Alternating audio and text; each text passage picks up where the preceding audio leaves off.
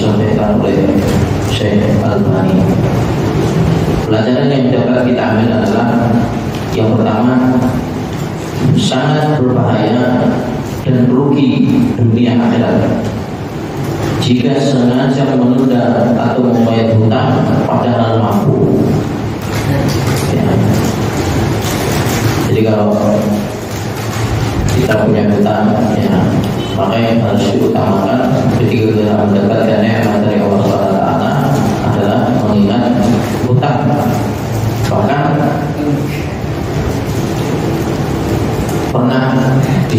Rasulullah yang meninggal dunia, gitu kan, ditanya apakah sahabat yang meninggal ini mempunyai hutang, gitu. Kalau dia punya hutang, maka keluarganya disuruh untuk melunasi atau menyelesaikan urusannya dulu. Jika meninggal dan membawa hutang, ia akan terkadang masuk surga meskipun mati syahid. Ya, padahal mati syahid itu, ya, dalam satu penjelasannya adalah masuk surga tanpa hisab. Tapi ada yang menghalangi juga, yaitu adalah hutang. Ya, tapi hadis yang berkaitan tentang Al-Quran, sesungguhnya Allah telah menerima apa yang telah dikorbankan oleh hamba-hambanya yang taat kepadanya, lalu menukarnya dengan pahala yang ada di sisinya. Dari karunia-Nya, Al-Hasan Basri mengatakan, mereka yang berjihad di jalan Allah demi Allah telah berjual beli kepada Allah, lalu Allah memahalkan harganya. Sesungguhnya Allah telah membeli dari orang-orang mukmin diri dan harta mereka dan memberikan surga untuk mereka. Mereka berperang pada jalan Allah, lalu mereka membunuh atau terbunuh. Itu telah menjadi janji yang benar dari Allah di dalam Taurat, Injil, dan Al-Quran. Dan siapakah yang lebih menepati janjinya selain daripada Allah? Maka bergembiralah dengan jual beli yang telah kalian lakukan itu, dan itulah kemenangan yang besar. Masyhur Muslim rahimahullah. Dan sekarang ini telah menjadi satu tren. Kalau ada yang orang menyampaikan, ya, ada yang punya hutang dengan bank, bukan meninggal Pak yang punya. Sekarang, ya, bank juga punya aturan orang yang berhutang, ya, yang saya dengar dari jemaah pasien ya, harus memindahkan kepada yang masih umurnya masih muda. Jadi yang punya hutang sudah sepuh, ya, mau hutang ya, berapa juta, ya, 200 juta. Ya. Jadi dilihat dulu sama pihak banknya, tidak mampu untuk melunasi. Maka itu ada dulu, karena saking takutnya, ya, hutang ini sebenarnya sudah menyampaikan ingin berhijrah. Ya, berhijrah dari mana? Ya, dari riba. Ya. Jadi alladzina ya'kuluna riba la yaqumuna illa kama yaqulu alladzi yataqabbadu syaitanu minal mas. Ya, subhanallah. Di situ disampaikan, jadi ngerinya orang yang berhutang riba. Ya, kalau dia berdiri, maka berdirinya seperti berdirinya setan.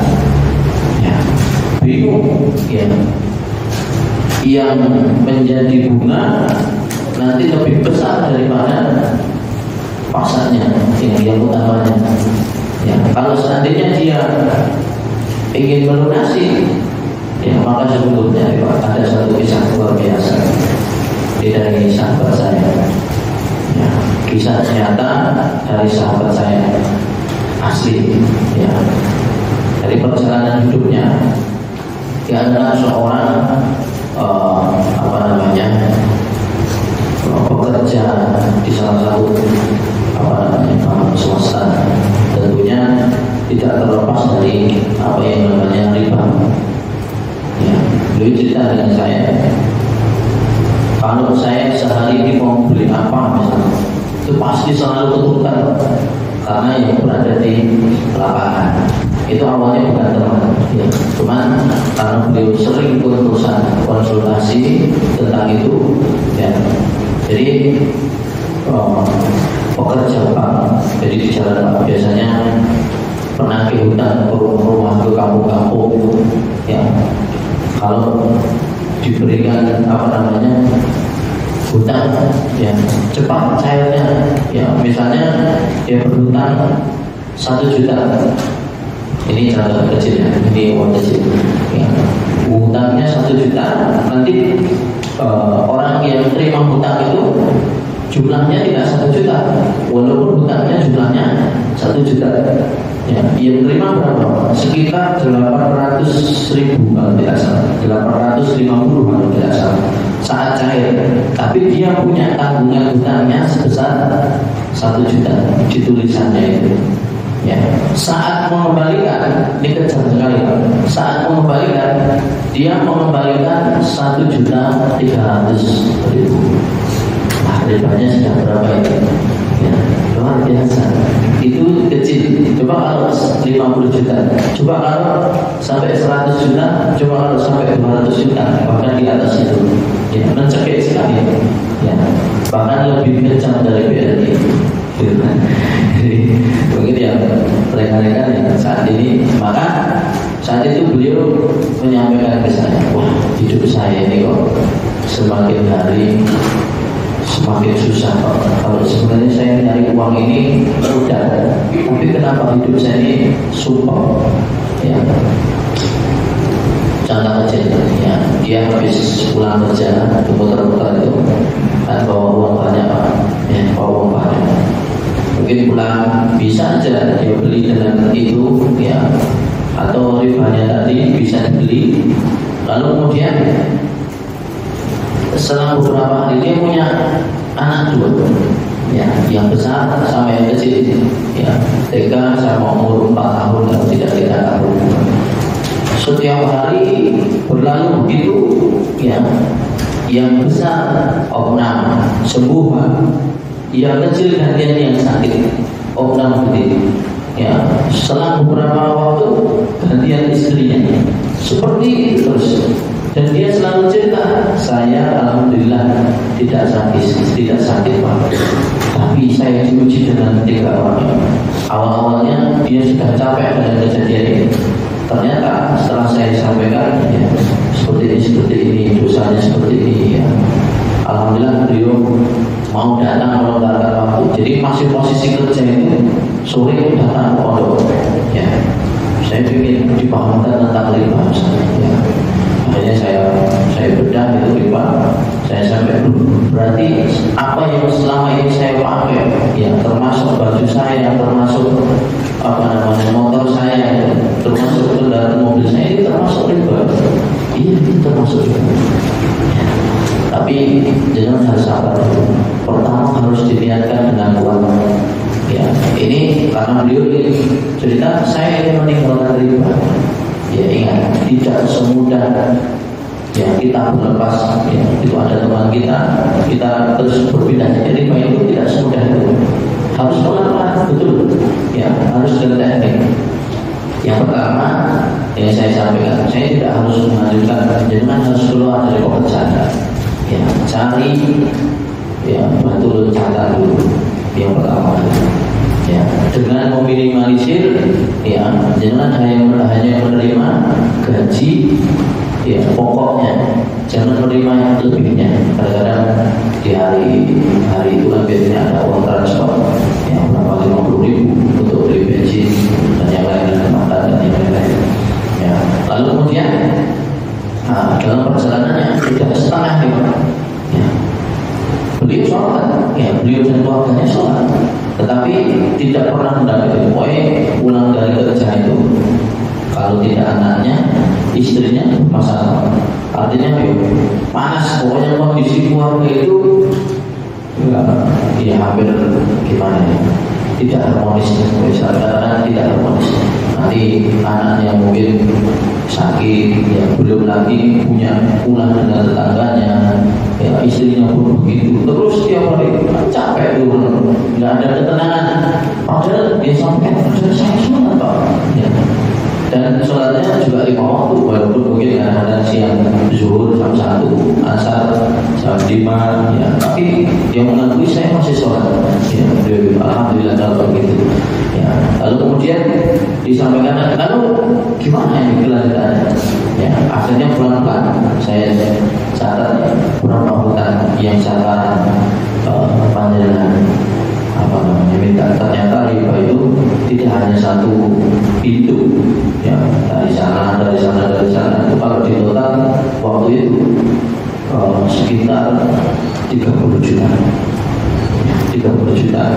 Bahkan setiap bulan dia punya gaji besar itu tidak bisa menikmati. Ya, kalau nggak motornya rusak, mobilnya yang rusak. Kalau tidak itu apalagi kecelakaan di jalan kayak gitu terus. Jadi nggak pernah menikmati hasil dari dia kerja. Ya, akhirnya pelan-pelan Bismillah dia berani membuka usaha sendiri. Ya, dia punya ide disampaikan itu belum keluar dari kerja, disampaikan, Pak, saya ini punya kenal teman ya di daerah Kambelan sana, ya seorang penjual sayur keliling yang gajinya tidak bisa diprediksi. Kalau di situ kan bisa di satu bulan dapat berapa, 2,5 juta atau 3 juta pasti dapat di kantor.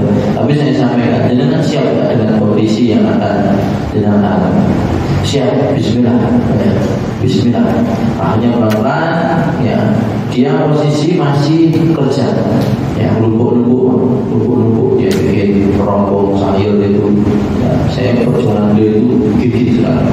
Akhirnya sampai itu deal, ya siap untuk resign dari kerja.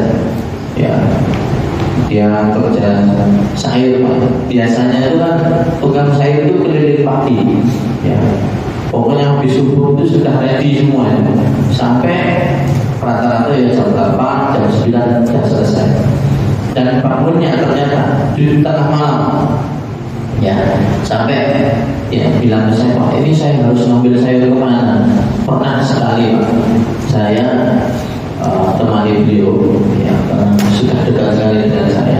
Temani beliau itu cari sayur itu Cepogo, padahal jualnya di area Karangano, ya Jatino kayak gitu. Wah, kalau jam 1 malam ini, sesekali saya menemani beliau karena untuk memberikan motivasi.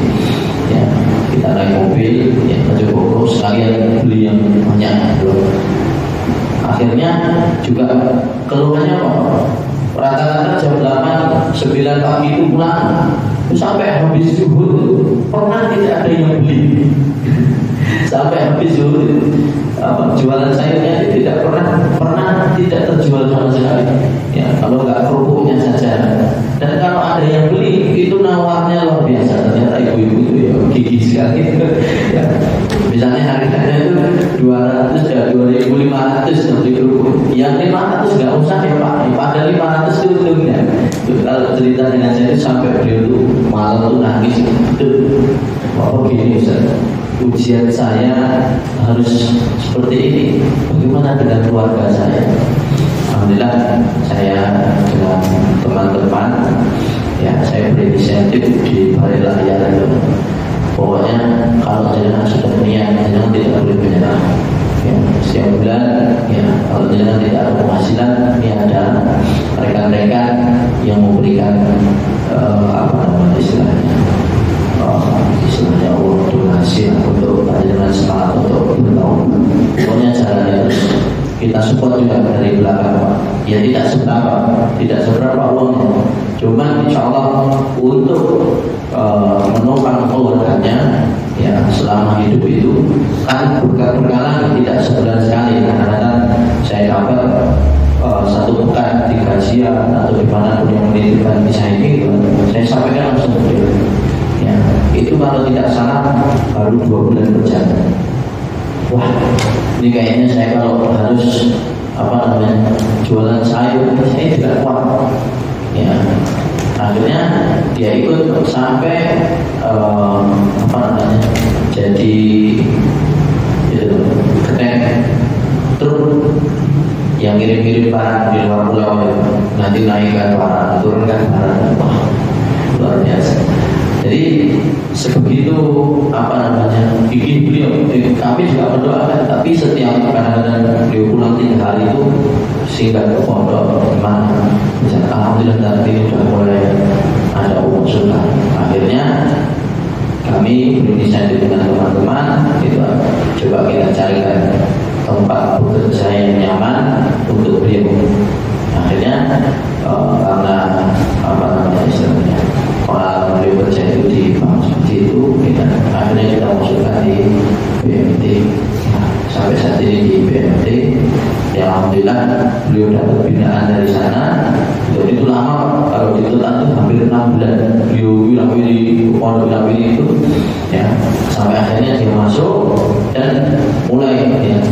Bagaimana dengan utang-utang saya? Tiap hari dipecet, ya akhirnya saya bilang ya, coba kita turunkan dulu, kita selesaikan riba itu dari karena jumlahnya besar ya. Kita tidak ada kalau dari donasi sesegera mungkin. Akhirnya saya saat itu dengan teman-teman sepakat membantu, ya cairkan dulu BRI apa itu yang paling kecil 0,2. Sebenarnya itu riba, ya sebenarnya itu riba, tapi bisa dikatakan lebih kecil kurs, ya ada kurs BRI yang saya ingat waktu itu, kurs BRI ya kita tutup semua hutangnya dengan riba besar itu kita tutup akhirnya dengan satu pintu. Alhamdulillah sekarang sudah selesai karena memang kita bantu, ya alhamdulillah dia lepas. Jadi perjalanannya itu Pak, tiap hari itu masih diteror sama teman-temannya. Sampai saya bilang, wes ganti nomor ya, jangan berkumpul dengan untuk akhirnya ikut lagi ombaknya mereka. Ya saya suruh ganti nomor, ya kemudian ganti komunitas. Ya sekarang alhamdulillah ada pembinaan dari BMT itu ada kajian, yang sedikit-sedikit dia ikut kajian di luar. Misalnya akhirnya semakin paham. Alhamdulillah ajaibnya di kondisi keluarga yang berpindahnya pekerjaan yang semula pendapatannya tetap akhirnya semaput itu di pergantian itu juga ini keajaibannya yang semula anak istrinya itu sakit-sakitan gitu kan, nggak tahu sebabnya apa, panas, demam tinggi, kejang gitu kan. Akhirnya di saat peralihan itu dilalah itu tidak sakit orang ajaibnya sampai sekarang. Ya itu berarti betul ya apa yang dikatakan oleh Allah SWT di dalam Quran dan pesan-pesan Rasul bahwa ya, kehidupan riba ini memang sangat berbahaya, ya, terutama mengancam dirinya dan keluarganya. Ya, bahkan Pak Asrul Muslimin rahimahullah dengan kisah-kisah seperti itu kan, tidak mudah ya kita menyampaikan kepada orang untuk percaya kepada kita, sulit ya, karena mereka sudah punya kebiasaan ya, maka terkadang dakwah kita kepada keluarga kita itu lebih sulit dirasakan daripada dakwah kita kepada orang lain. Padahal dalam fikih dakwahnya itu kan sebelum kita ya mendakwai orang lain, maka ajaklah diri kita dan keluarga kita ini orang-orang terdekat. Ini yang paling simpel ya, karena memang tantangan terberat untuk berdakwah saat ini adalah dakwah kepada keluarganya.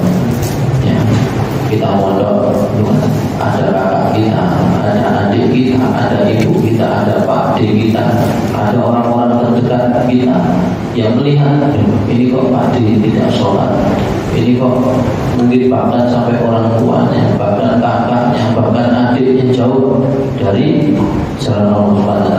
Maka yang utama adalah kita sampaikan kebenaran ini kepada keluarga kita. Insya Allah kalau keluarga kita baik ya bisa menerima, artinya sedikit demi sedikit ketika nanti kita terjun ke masyarakat kepada orang lain, insya Allah Allah akan memudahkan kita ya. Jamaah rahimahullah, kita lanjutkan di sedikit pengalaman pribadi, pengalaman yang pernah saya alami dan masih banyak lagi yang bisa-bisa mereka ingin bertaubat dan sebagainya. Insya Allah kita mau nanti pekan yang akan datang.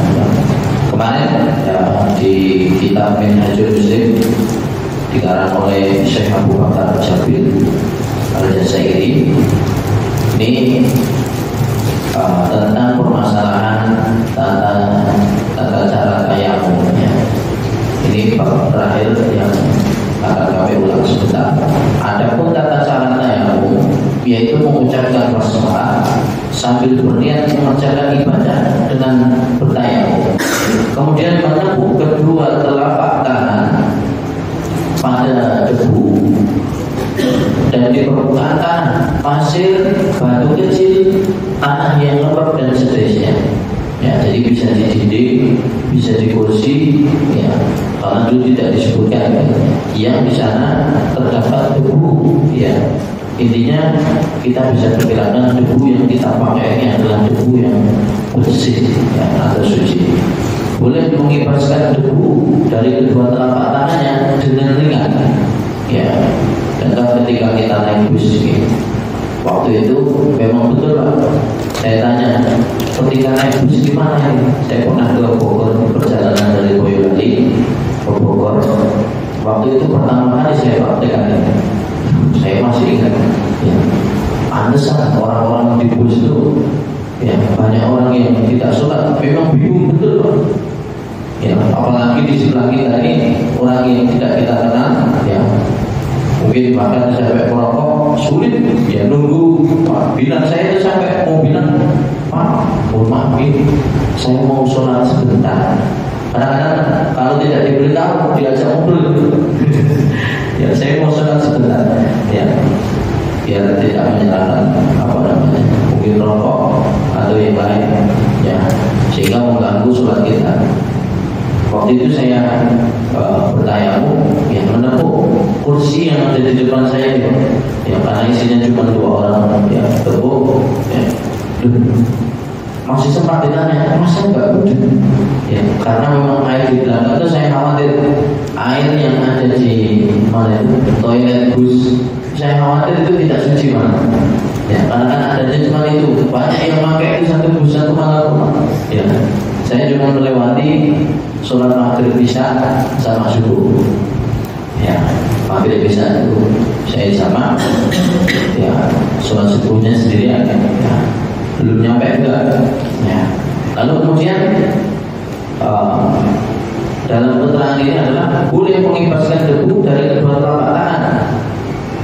Kemudian mengibaskannya dengan ringan, mengusap mukanya satu usapan, kemudian menepuk jika berkehendak kedua telapak tangannya lagi pada tangan, lalu mengusap kedua telapak tangan dan lengannya sampai siku jika berkehendak. Jadi sebenarnya dalam yang depan itu tata caranya hanya cukup sekali.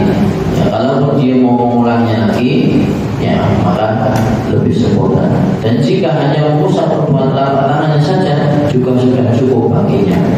Lalu ada pun pertanyaan yang berhubungan dengan tayamum, apakah diperbolehkan mengerjakan banyak sholat dengan sekali tayamum yang tidak batal? Jadi sekali tayamum digunakan di beberapa sholat. Ini jawabannya adalah dalam masalah ini ada perbedaan pendapat. Perbedaan pendapat tersebut berdasarkan ijtihad masing-masing ulama, karena tidak ada nas yang tegas menjelaskan tentang masalah tersebut. Pendapat tersebut ada yang membolehkan dan ada yang melarang. Namun untuk kehati-hatian sebaiknya bertayamum setiap kali tidak melakukan sholat. Ya, tapi ini pernah saya tanyakan pada guru saya. Beliau menjelaskan ini, kalau sholat itu dilaksanakan dengan waktu yang berdekatan, contoh antara sholat maghrib dan isya yang dijamak, antara sholat zuhur dan asar yang dijamak, maka diperbolehkan. Ya. Tetapi jaraknya ini sudah jauh. Ya, tadi tayamum di sholat zuhur, ya, mau gunakan tayamum itu di sholat asar, pendapat beliau adalah lebih baik mengulang tayamumnya. Ya, lebih baik mengulang tayamumnya. Ya, jadi untuk kehati-hatian, ya, sehingga kondisi beliau suci itu, ya, dengan benar-benar mantap dalam hatinya, sama seperti wudhu, ya, sama seperti wudhu. Kalau misalnya dari sholat subuh, ya, sampai zuhur dia yakin bahwa wudhunya masih, dia tidak apa-apa digunakan sholat zuhur. Tapi yang ragu-ragu, ya wudhu lagi aja, kan gitu. semua itu. Kalau tidak batal ya subhanallah, luar biasa. Berarti ngempet nomor-nomor itu, ya mungkin lompat ke belakang, ya lompat kentut juga, lompat yang lain juga, ya karena panjang waktunya. Kadang-kadang sholat maghrib sampai isya aja, ini perlu dipertanyakan. Saya kalau tidak kajian itu biasanya wudhu lagi, karena di kajian, insya Allah saya dalam kondisi menjalankan. Tapi yang tidak kajian itu kan kita tidak sadar, wah ini saya kondisinya batal atau enggak ini wudhunya, ya gitu. Kemudian Ma'asyiral muslimin rahimahullah, dalam pertemuan sore hari ini kita masuk pasal baru tentang bab mengusap atau khuf, ya, dan perban, ya, ini pasal terbaru.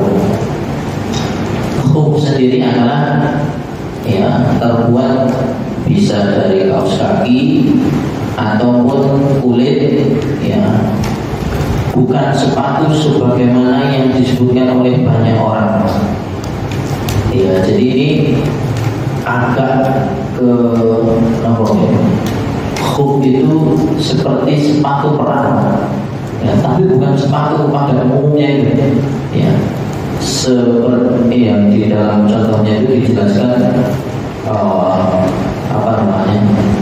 Intinya kalau khuf itu dipakai, ketika mau dilepas dan dipakai lagi itu sulit. Ya, sepatu sekarang mudah.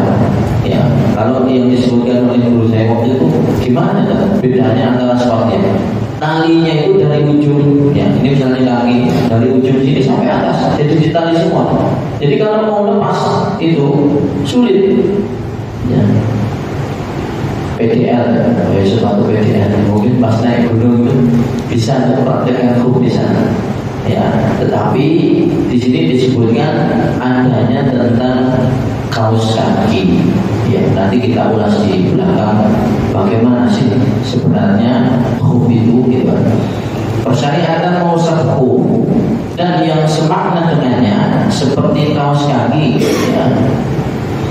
Lalu kemudian jenis-jenis sepatu telah ditetapkan dalam Al-Quran dan hadis. Adapun dalam Al-Quran seperti sebagaimana yang difirmankan oleh Allah SWT, wa arjulikum, huruf lam dibaca dengan kasar sebagai bentuk atof, ya. Wamsahu biru'usikum, dan sapulah kepalamu dan basuhlah kaki. Riwayat ini menunjukkan bolehnya mengusap khuf, ya. Adapun dalam sebuah hadis disebutkan oleh Rasulullah SAW, apabila salah seorang dari kalian berwudu dan dia memakai kedua khufnya, maka hendaknya dia cukup mengusap bagian atas keduanya, lalu ia memakainya dalam sholat, dan hendaklah dia tidak perlu melepaskan kedua sepatunya jika dia mau, kecuali jika dia sedang junub atau berhadas. Ya, jadi hadis di atas menerangkan bolehnya mengusap sepatu secara mutlak tanpa batasan waktu. Namun hadis tersebut berkaitan dengan hadis yang menerangkan batas waktu mengusap sepatu yang akan disebutkan pada pembahasan berikutnya. Ya, ini ulasan berikutnya. Adapun persyariatan mengusap perban itu ditetapkan berdasarkan sabda Rasulullah SAW kepada orang yang kepalanya terluka tetapi memaksakan diri untuk membasuh kepalanya sehingga nyawanya lain. Ya, ya. Sebenarnya cukup baginya bertayamum dan meletakkan kain perban pada lukanya, kemudian dia mengusapnya, kemudian dia membasuh seluruh anggota tubuhnya yang lain. Ya, banyak. Jadi materi yang berikutnya adalah syarat-syarat mengusap.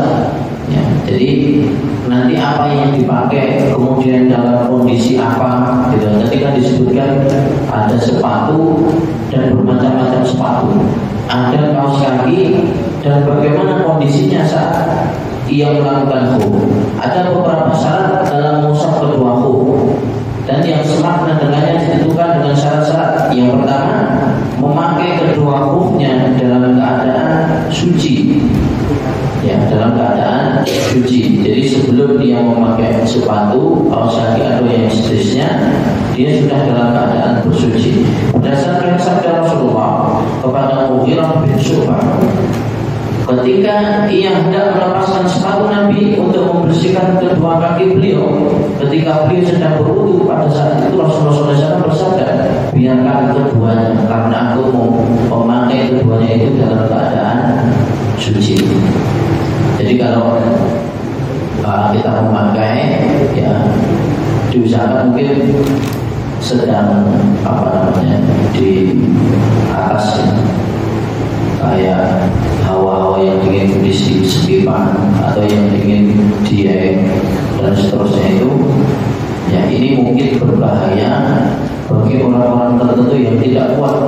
Maka kadang-kadang pakai kaos kaki yang tebal itu kalau memang kondisinya dingin, ya itu sampai berapa kali saya ikut di sana itu, ya saya praktekkan bingung, ya, karena saya nggak kuat kalau dilepas nih kayak kerang kakinya, ya nggak siap. Kondisi itu malam, saya datang dengan teman-teman malam sekitar jam 9 itu masih wajar dengan isinya. Kalau dipaksa ditahan masih bisa, tapi pas dini hari kita bangun jam 2 jam 3 mau ambil air wudhu, masya Allah kayak es gitu, ya gak kuat ya. Kemudian yang kedua, khuf tersebut dapat menutupi bagian kaki yang wajib dibasuh, ya, tentunya khufnya harus menutupi. Kemudian khuf tersebut tebal sehingga kulit kakinya tidak terlihat dari bawah. Ya, yang keempat, sesuai dengan batas waktu mengusap khuf. Nah ini dibahas di sini. Satu lagi, ya. Batas waktu mengusap khuf itu tidak lebih dari 1 hari 1 malam bagi orang yang bermukim, dan tidak lebih dari 3 hari 3 malam bagi orang yang sedang mengerjakan perjalanan. Hampir sama dengan kita jamaah. Ya, misalnya kita ini menjamaah sholat, mungkin banyak yang belum memahami tentang hal ini. Kita menjamaah sholat, misalnya, apa sih yang menyebabkan kita menjamaah sholat? Itu mesti salah satu alasannya adalah karena kita sedang safar atau melakukan perjalanan. Katakanlah dari Solo kita pergi ke Jakarta. Satu harus ditentukan dulu, apakah kita bermukim di sana atau tidak. Kalau bermukim, ya maka tidak bisa dengan alasan apapun kita mengerjakan jamaah, tidak bisa. Contoh, ya bermukim itu dengan waktu yang lama, ya orang merantau ya dari Solo ke Jakarta, ya merantau di sana tuh kadang 1 bulan, kadang 2 bulan. Di sana ada tempat tinggal mungkin kos atau rumah kontrakan atau sebagainya. Nah itu tidak bisa kita gunakan menjamaah sholat, tidak bisa, kecuali mungkin datang ke tempat reuni atau undangan pernikahan teman, atau ada keluarga yang punya hajat di sana dan kita tidak menetap di sana. Niat kita memang tidak menetap, maka itu berlaku seperti ini. Maka menjamaah sholat, ya tidak boleh lebih dari 3 hari 3 malam dari hari pertama datang. Ya tidak boleh lebih dari 3 hari 3 malam. Gimana itu? Padahal saya punya acara di Jakarta itu 1 minggu misalnya, 1 pekan. Harus menyempurnakan dulu 1 hari tidak mengerjakan jamaah, baru berikutnya lagi menjamaah sholat. Jadi tidak 7 hari itu kita jamaah terus, ya maghrib isya jamaah, zuhur asar jamaah terus tiap hari. Itu batasnya maksimal 3 hari. Kalau sudah 3 hari, maka yang 1 hari ini kita tidak berjamaah, tetap sholat isya berjamaah, maghrib berjamaah, kemudian asar berjamaah, ya zuhur berjamaah dalam 24 jam. Nanti kalau kita sudah sempurna, ya ada pun waktu lebihnya kita boleh berjamaah lagi seperti itu terus, ya berkelipatan. Tetapi niatnya memang di sana tuh mukim, ya nggak usah berjamaah sholat, sama seperti hukum ini. Ya kalau tidak lebih 1 hari 1 malam bagi orang yang bermukim, ya dan berikut ini berarti hanya waktu tertentu saja. Mungkin pas ya saya sampaikan tadi waktu di puncak Dieng pada sholat subuh itu kan terasa sangat dingin, tapi malam itu sudah harus diniati itu Pak. Kalau belum diniati maka tidak bisa. Ya, dia harus mengerjakan ulang kayak gitu. Jadi karena kita tahu ya dia itu dingin ya di puncak di masjid apa namanya saya lupa, dingin sekali betul. Kalau derajatnya itu sampai pokoknya waduh banget perawat. Saya naik gunung di Lawu, yang paling dingin itu malah dia. Ya, kalau Lawu ya nggak begitu dingin menurut saya. Ya, dingin tapi tidak sedingin yang saya rasakan. Betul. Lihat pagi-pagi dini hari itu di ujung embun di ujung daun itu kayak kristal, bener dingin banget ya. Kalau punya riwayat